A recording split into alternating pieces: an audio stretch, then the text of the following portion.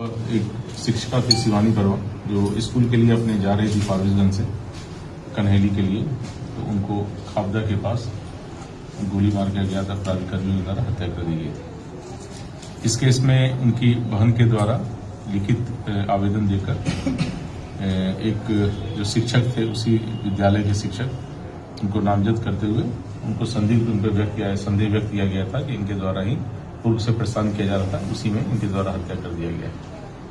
हम लोग के द्वारा जो टेक्निकल है और सीसीटीवी फुटेज वगैरह है उसके पूरी तरह अध्ययन किया गया। उनका अपराध कर्मियों को जाने का दिशा एवं उनके क्राइम करने के बाद भागने की दिशा में जो भी संभावित सीसीटीवी स्थल थे उस सभी का फुटेज निकाला गया। वो फुटेज को अवलोकन किया गया एवं पहचान करवाया गया। पहचान करने के क्रम में पहचान हुआ कि उसमें एक अपराध कर्मी को लोगों ने पहचाना और बताया कि ये मारूफ नाम का अपराध कर्मी है। मारूफ पेशक ताहिर जो रामपुर का रहने वाला है, फारबिसगंज का, उसकी पहचान की गई। साथ ही साथ उसके साथ एक और मोहम्मद सुहेल पेशर फिरोज रेफरल अस्पताल रोड फारबिसगंज की पहचान की गई। पहचान करने के उपरांत इन लोगों को गिरफ्तार किया गया है, अलग अलग जगहों से गिरफ्तार किया गया है। गिरफ्तारी के उपरांत जब पूछताछ की गई तो इनके द्वारा स्वीकार किया गया कि हाँ, इन्हीं के द्वारा 3 तारीख को उस जगह पर जाके एफजेड यामाहा मोटरसाइकिल से वो गए थे और उनके द्वारा उस शिक्षिका की हत्या कर दी गई थी। पूछताछ में मालूम चला कि इन्हें हत्या जो करना था वो किसी और शिक्षिका का करना था। वहीं खाबदा के बगल में ही भवानीपुर प्राथमिक विद्यालय है, उसमें एक शिक्षिका पढ़ाती है जिनका अवैध संबंध या कहिए कि दोस्ती फारबिसगंज में ही फारबिसगंज के रहने वाले अपना इलेक्ट्रॉनिक्स है, जनता इलेक्ट्रॉनिक्स का मालिक है, उसके साथ था। उसी की पत्नी के द्वारा ये राजा नाम के अपराधी है जो रामपुर का रहने वाला है, उसको सुपारी दी गई थी 2 लाख का कि हमारे पति को वो बातचीत दोस्ती रखती है, उसे रास्ते से हटाने के लिए। वो भी संजोगवश वो शिक्षिका भी उसी रूट से जाती है और स्कूटी से ही जाती है, तो उसी का लोकेशन ये लोग दिया गया था इसको मारने के लिए।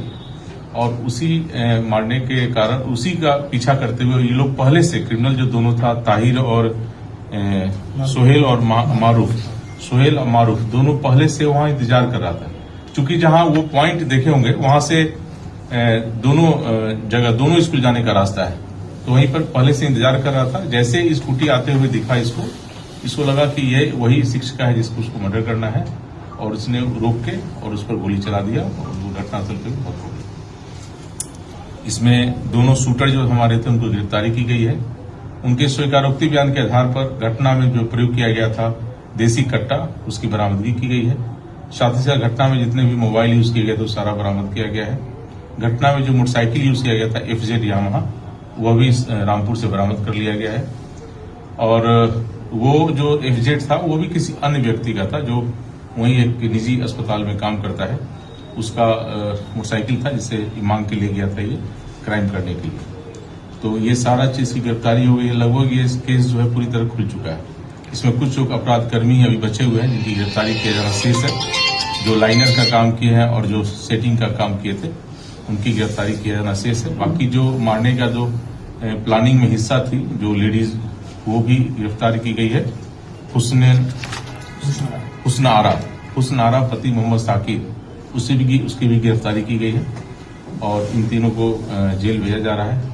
इसमें जो प्रथम दृष्टया जो हम लोग को नामजद अभियुक्त जिनको संदेह के आधार पर बनाया गया था उसके विषय में भी जांच पड़ताल किया गया पूरी तरह। चूंकि प्राथमिकी अभियुक्त है तो हम लोग उसे डिटेन करके पूछताछ कर रहे थे, लेकिन उसके विरुद्ध अभी कोई हमारे पास साक्ष्य इस मर्डर केस में हाथ होने का साक्ष्य अभी तक नहीं आया है।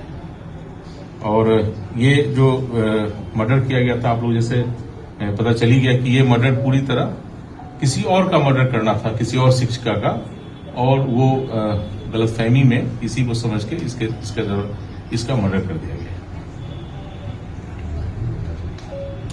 इसमें जो 3 गिरफ्तारी हुई है, इसमें जो एक अपराध कर्मी है जो वो वहां का जो स्थानीय आपके यहाँ का कोई मुखिया है, वो भी पहले से आपराधिक चरित्र का व्यक्ति रहा है, उसी का भतीजा है। उसको जैसा अभी हमको मालूम चला अनुसंधान में कि उसको पनाह देने का काम वो कर रहा है। तो ऐसे लोगों पर भी कार्रवाई की जाएगी। जो भी अपराध कर्मी को पनाह देंगे और अपराध को छिपाने का प्रयास करेंगे, अपराधी कर्मियों को संरक्षण देंगे, उनके विरुद्ध भी कार्रवाई की जाएगी। मुखिया का नाम से रामपुर दक्षिण का मुखिया है, उसकी का भतीजा है ये। और मुखिया प्रतिनिधि हम मुखिया प्रतिनिधि है, तो उसके विरुद्ध भी हम लोग जांच कर रहे हैं कि उसका क्या रोल है इस क्राइम में और किस तरह से क्रिमिनल को बचाने का प्रयास किया जा रहा है उसके द्वारा। दूसरी बात कि यह भी मालूम चला है कि इन लोग के द्वारा बहुत ज्यादा इस तरह से कॉन्ट्रैक्ट किलर जो पैसे लेके किया गया है, तो पूर्व में भी इनका आपराधिक इतिहास क्या रहा है इन लोगों का और किस तरह से क्राइम करते रहे, ये भी पता लगाने का प्रयास किया जा रहा है। सर कितने लोग गिरफ्तारी हुई है? 3 लोगों की गिरफ्तारी हुई है। दो जो आपको सीसीटीवी फुटेज में दिख रहे हैं, दोनों किलर जो शूटर है उनकी गिरफ्तारी हो गई है और एक जो जिसने पैसा दिया था मर्डर करने उसकी गिरफ्तारी हुई है। बाकी जो लाइनर है वो उसकी गिरफ्तारी होना शेष है।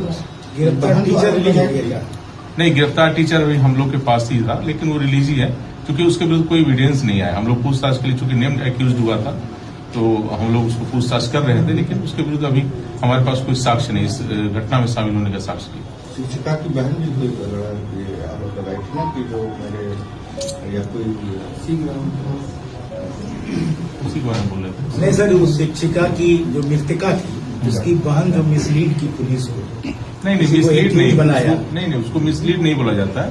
एक्चुअली जिसके परिवार मरा है वादी पक्ष है, तो उसको जो भी संभावित सशंकित रहता है, जिस पर भी संदेह रहता है, उसका नाम दिया जाता है। उसका पुलिस की ड्यूटी रहती है, पुलिस की कर्तव्य रहता है उसके विरुद्ध साक्ष्य संग्रह करे और कार्रवाई करे। तो हमारे पास उनके विरुद्ध कोई साक्ष्य नहीं आया, हमारी ड्यूटी है, लेकिन वो उन्होंने संदेह व्यक्त किया था। उन्हें चूंकि पूर्व से मृतका और जिसका नाम दिया गया है उसके बीच में अनबनी कुछ हुई थी, पूर्व की घटना कुछ ऐसा हुई है जिसके कारण उनके द्वारा वो नाम दिया गया था।